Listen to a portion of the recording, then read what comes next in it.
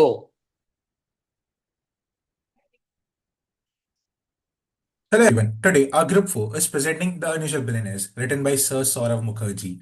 This book does not talk about overnight success or flashy entrepreneurs. Instead, it focuses on a very rare category of companies, those that have created extraordinary wealth consistently over decades. Mukherjee sir calls them unusual, not because they are risky, but because they are boringly consistent, disciplined, and process driven. Through real Indian companies like Asian Paints, HDFC Bank, Marico Industries, Page Industries, Astral Poly, Berger Paints, the book explains what truly corporate greatness actually looks like. Next slide, please. About Sir Saurav Mukherjee is one of India's most respected investment professionals. He is the founder and chief investment officer of Miraculous Investment Managers and was previously the CEO of Ambit Capital. He is an economics graduate from St. Xavier's College, Mumbai, and has spent decades studying Indian businesses from an investor perspective. What makes Mukherjee sir stand out is his ability to simplify complex financial concepts and link them directly to real world business behaviors. In the book, he goes beyond stock prices and focuses on management quality, culture, capital allocation, and long term thinking. Now, I would like to invite Jia Jariwala to take on the platform and explain us about the unusual billionaire. Hi. Now, what exactly greatness is? There are various definitions for greatness. Some define it through its quality, some through its time horizon, and some through its financial performance and what not. But according to author, greatness is the company's ability to maintain its financial performance over a long period of time. So, how do we exactly measure this greatness?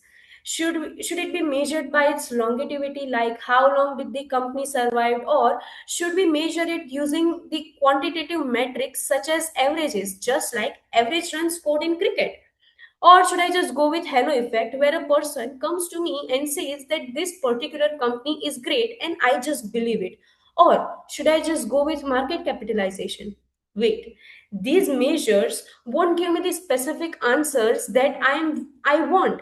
So here the author chose the company with the minimum market capitalization of 100 crores, revenue growth of 10%, ROC of 15% every year, and he chose to observe them for a long period of time, which must include the economic cycles. And for the financial service firm, the firm should have the ROCE and loan growth of 15% every year.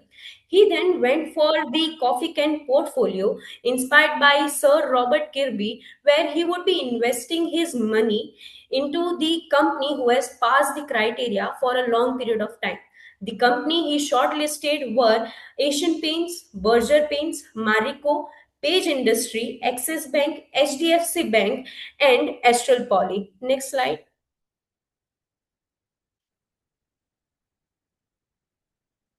Now, why greatness remains so uncommon? Because here company needs to be the first among equals, and this can be attained by some couple of objectives. Where first one is the obsessive focus on core franchisee. Here, management must prioritize their business rather than some short-term goals.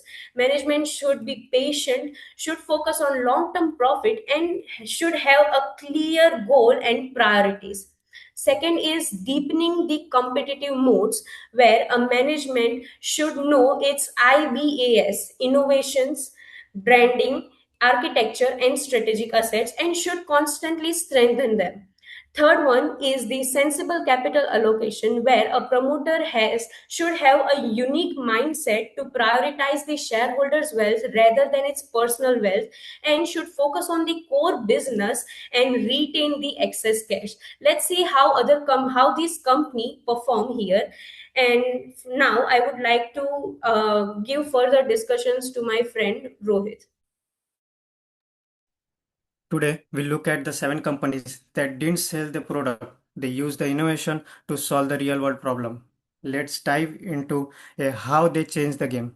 First, Asian Paints. They revolutionized the market by using the main framework computer for demand forecasting and introducing a color tinting machines at the local shop.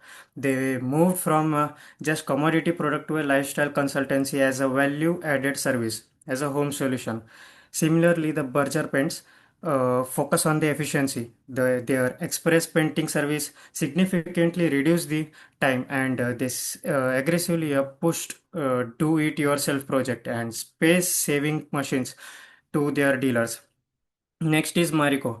They are masters in functional packaging. They replace a bulky tin containers with a rat-proof plastic bottles and create a wide mouth jar to solve the problem of a frozen coconut oil in a winter. In apparel, Page Industries focus on a tech.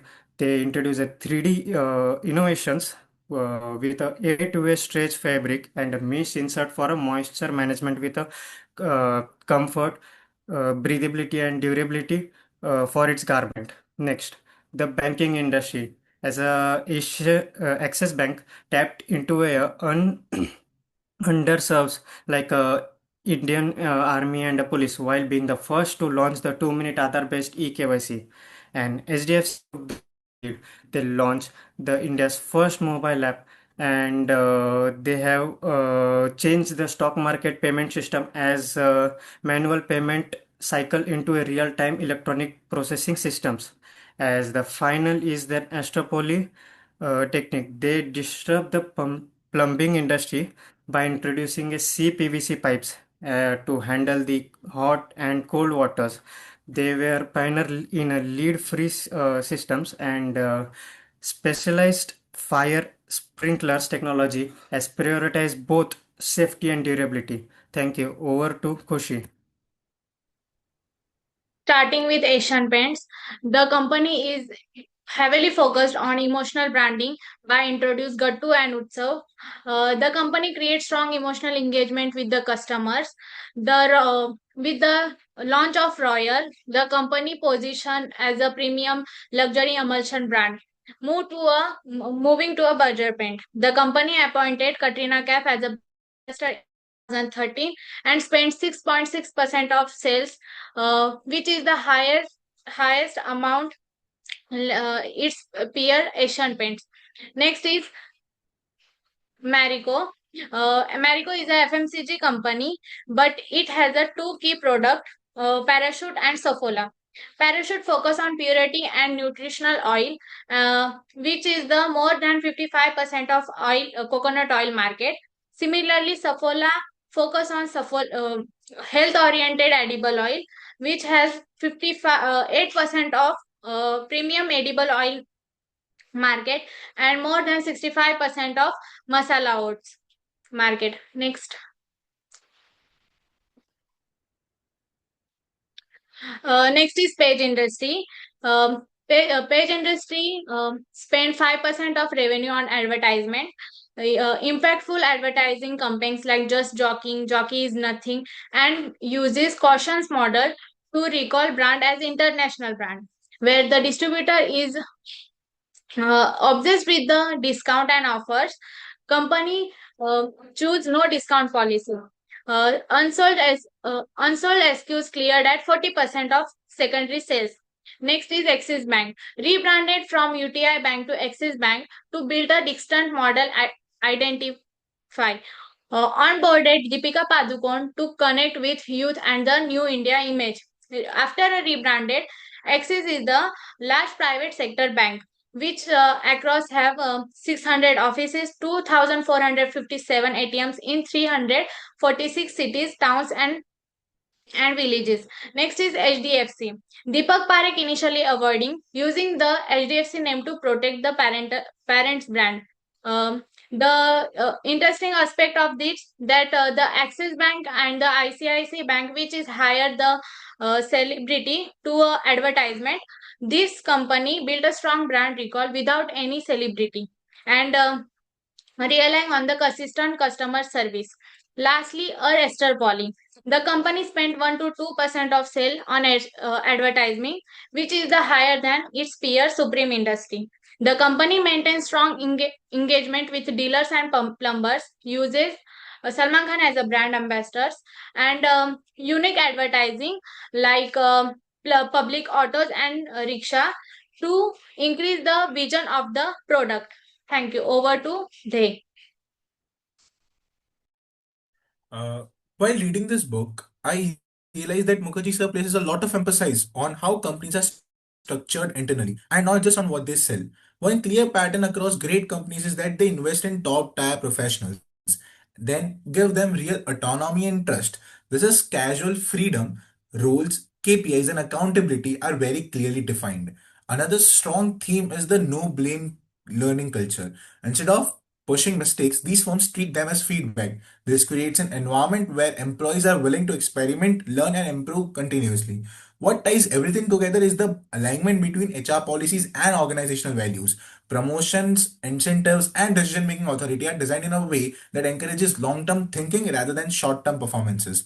Mukherjee's sir messages here is simple. When people feel empowered and trust, performance becomes sustainable. Next slide, please.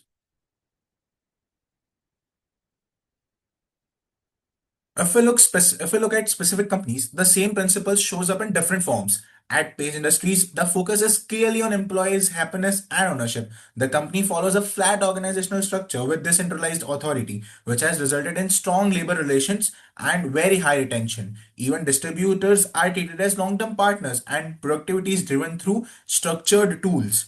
Asian Paints took a slightly different route. It hired top talents and from IIMs, even when it was expensive. Employees were given high autonomy, but with very clear accountability. The company also built a no blame learning oriented culture, ensured rapid growth and stable management.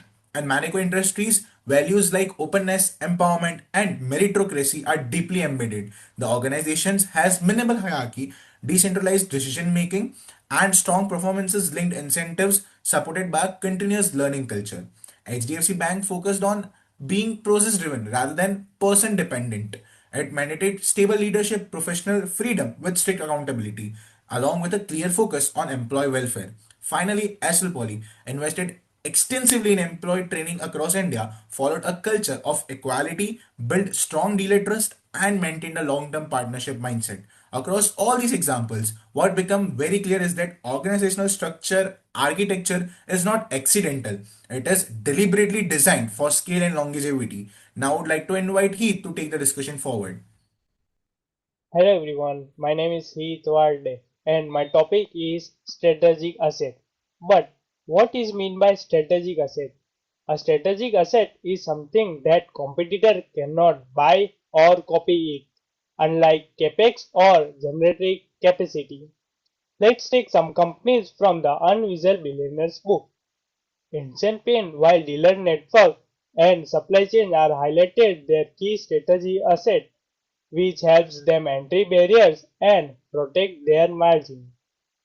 HDFC Bank low-cost funding franchise is also considered as a key strategy asset. Axis Bank and HDFC Bank are biggest strategy asset is their brand name, its process, and its customer. Geonormal relation with Jockey USA is Page's biggest strategy asset. Next page.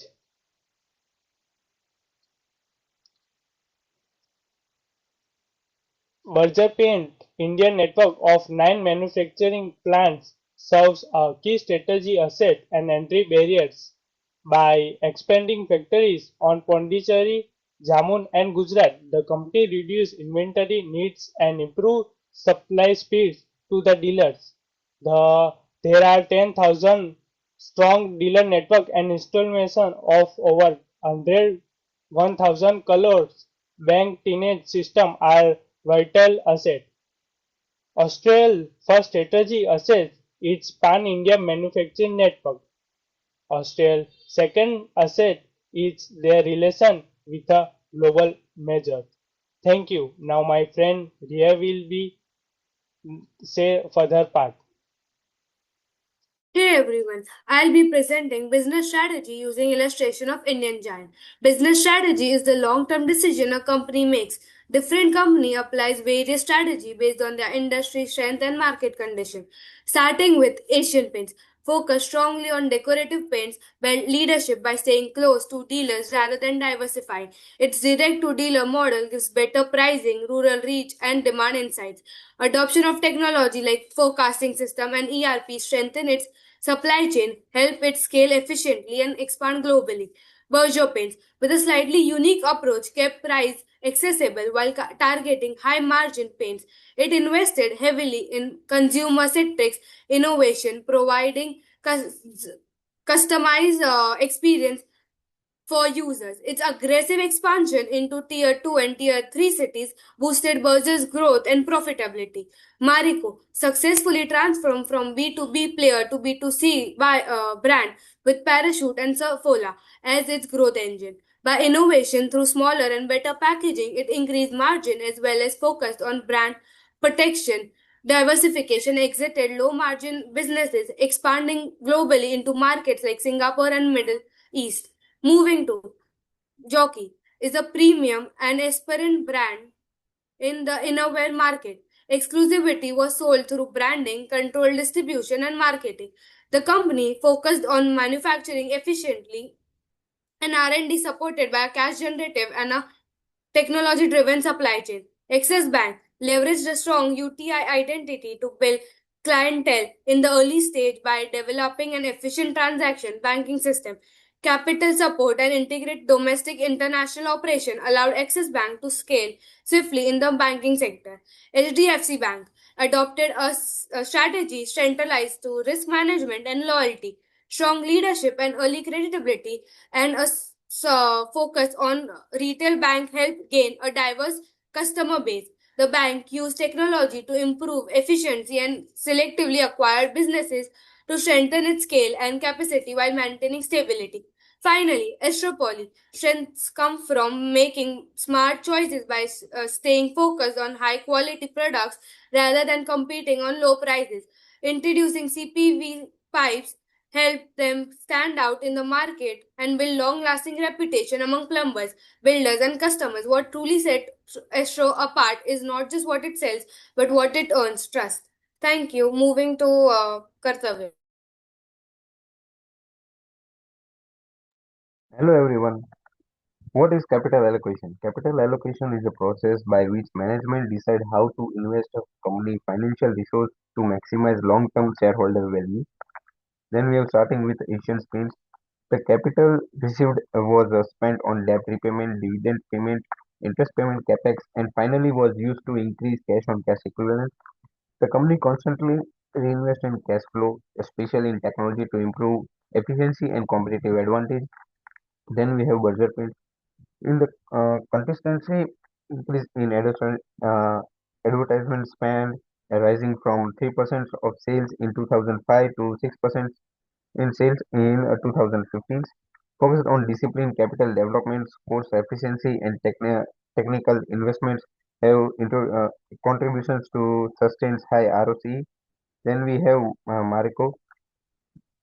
The consistency increase in advertising spends means like strengthening core brands too and reinvesting in high returns, while also returning excess cash to shareholders via dividends. The cost to savings from low cost low cost packaging into higher advertisements and market share expansions. Moving to next slide.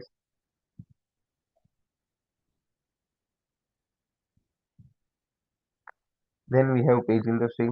In 2007, the page industry rise from IPO was used for brand building, manufacturing, capacity expansion, and IT infrastructure upgrades.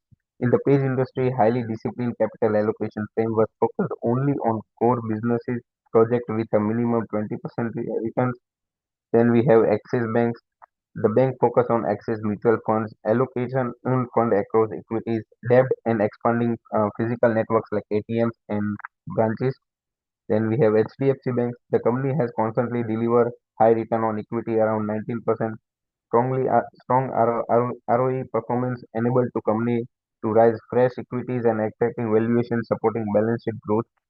And then we have finally Astral Poly. In March 2007, Astral Poly raised 340 million through an IPO to fund expansions between 2007 to 2008, rapidly expanding to distributors networks and continued investing in plumber training. Around 83% of capacity generated between 2005 to 2015 was invested in capacity expansions, new plants, and select and acquisition. Now I have to hand over to Kavya Kavyasa. So, India's biggest success stories didn't begin with opportunity, they began with challenges. What set these companies apart was their ability to navigate structurally difficult environments better than anyone else could do. Asian Paints operates in a structurally tough industry. Smaller pack sizes and the demand for long lasting quality and consistently pressure the product margins. The paint business is ruthless and complex, with limited product differentiation, low customer involvement in brand choice, bulky products, high logistic cost, and extreme SKU complexity driven by regional preferences in color and pack sizes.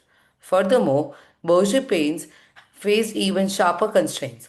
Until the early 1990s, it operated from a single manufacturing facility in Howrah, West Bengal, severely limiting nationwide supply efficiency. Dealer adoption was another major hurdle. The tinting machine cost 8.3 lakh rupees in the 1990s, a massive investment for dealers when Berger was still a relatively unknown brand. Marico struggled with internal structural changes. Mr. Harsh Mariwala worked within a family driven business that restricted autonomy and capital allocation. Between 1975 and 1990, the Consumer Products Division generated over 80% of group profits but received less than 10% of capital investment, only 40 lakh out of 4.4 crore. This led to capacity shortages, quality compromises, and outsourcing. Even post demerger, Marico remained capital starved with heavy working capital pressure. Brands like Swikar acted as a transitional solution while Subfola faced raw material volatility. Later, intensive acquisition caused ROCE to fall from nearly 50% to 24. Next slide. Page Industries entered an ecosystem with weak manufacturing quality, unreliable raw material supply, and low consumer brand sensitivity. Innerwear was neither visible nor openly discussed, reinforcing the belief that brands didn't matter, just competition from global and domestic players intensified. On the other hand, Axis Bank faced risk and scalability challenges in the early years. Aggressive lending to mid corporates and heavy reliance on bill discounting lead to elevated NPAs, a weak CASA ratio of 15 to 17%, limited branch expansion, and fragmented IT systems across 49 branches further increased costs and restricted nationwide scalability. Similarly, HDFC Bank, despite from strong execution, operated under regulatory constraints. RBI restrictions limited branch expansion before 2000, while mandatory priority sector lending caused capital into low yield segments, structurally pressuring returns. Astral Poly had to deeply change mindsets. GI pipes dominated the market, forcing Astral to sell CPVC pipe as loss. Unhedged resin imports exposed the company to currency shocks in FY9. While unorganized players control the commodity segment, success require heavy investment in plumber training and overcoming the belief that plastic pipes could not handle hot water. Next slide. While coming to stock performance, which is one of the simplest way to understand long-term wealth creation, moreover, a basic question that each one needs to ask is what happened to 1 rupee when it is held in a great business for decades. With Asian Paints, the answer is extraordinary. A rupee invested in 1991 grew to nearly 300 by 2016, compounding at 25% annually for 25 years. Over the same period, the Sensex turned the rupee into 26. Even in a brutally competitive industry, Asian Paints created over 11 times wealth more than the market. The same discipline showed up at Berger Paints. Over 22 years, the stock compounded at 28%, turning modest capital into 212 rupees. While market barely moved in comparison, the result was not just outperforming, but it sustained compounding dominance in a tough category. The story continues with Marico. For its IPO in 1996, the business quietly compounded at 27% for 2 decades, converting everyday consumer products into nearly 18 times market beating returns. Patience, capital discipline, and brand strength did it the heavy lifting. With Page Industries, the numbers enter a different league. From its IPO in 2007, the stock delivered a staggering 47% CAGR, turning a single rupee invested into 34 rupees in a single decade, while the Sensex struggled to double.